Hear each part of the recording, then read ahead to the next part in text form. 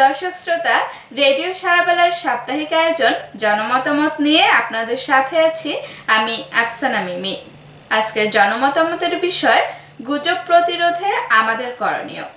এ নিয়ে আমাদের সাথে যুক্ত হচ্ছেন গাইবান্ধার দারিয়াপুরের ফুল মিয়া, পলাশপাড়ার M A Mannan, সাহারবাজারের Bablu Mia, David company পাড়ার সাব্বির হোসেন, বগুড়ার গাবতলীর শাহাদাত হোসেন, পলাশপাড়ার প্রমিস বেগম এবং ফকিরপাড়ার নির্মল চন্দ্র সেন।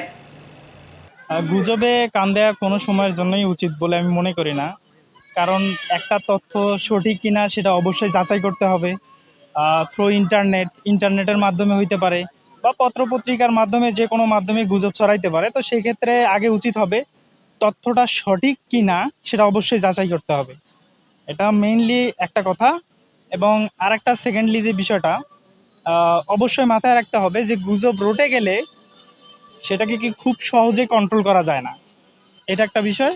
এবং যার কারণে কোনো একটা তথ্য আমরা অনলাইনে অথবা পত্রপত্রিকায় অথবা যে কোনো আমরা দেখি না কেন, সেই তথ্যটা দেখার পর অবশ্যই আমাদেরকে যাচাই করতে হবে এবং তারপরে সেটা শেয়ার করতে হবে। তো একজন রিলেটিভ একজন পার্সন সে হয়তো মারা গেছে, এই বিষয়টা আছে ফেসবুক বা ইউটিউবে ছড়িয়ে দিচ্ছে, সেটা আমরা সঠিকভাবে তথ্য যাচাই বাছাই না করে আমরা হয়তো বিষয়টা নিয়ে মাতামাতি করতেছি।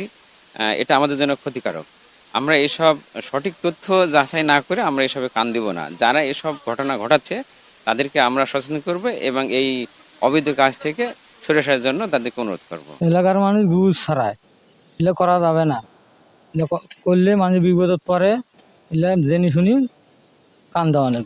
আমাদের বিভিন্ন পর্যায়ে দেখা যায় আড্ডার ক্ষেত্রে বা বিভিন্ন বিভিন্ন স্থানে আমরা যখন আড্ডা দিই বা কথাবার্তা বলি, আমরা অনেক গুজবের কথা বলি। আসলে আমাদের সব কিছুর মধ্যে যাচাই করা উচিত।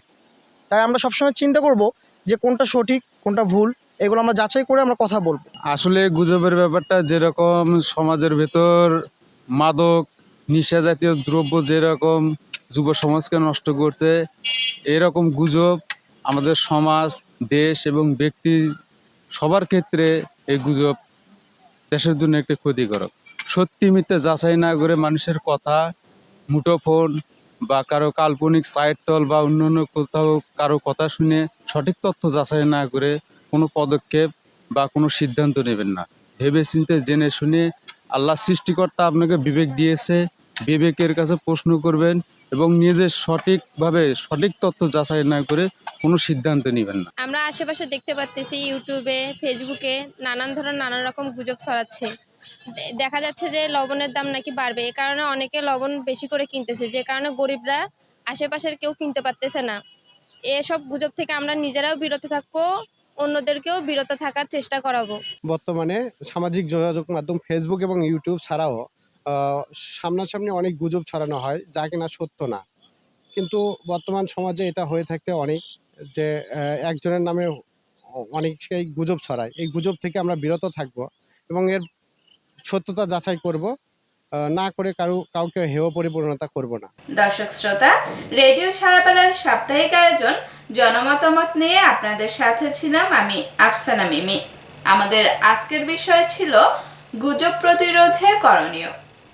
আগামী সপ্তাহে আবারও আমরা অন্য কোনো বিষয় নিয়ে হাজির হব আপনাদের মাঝে।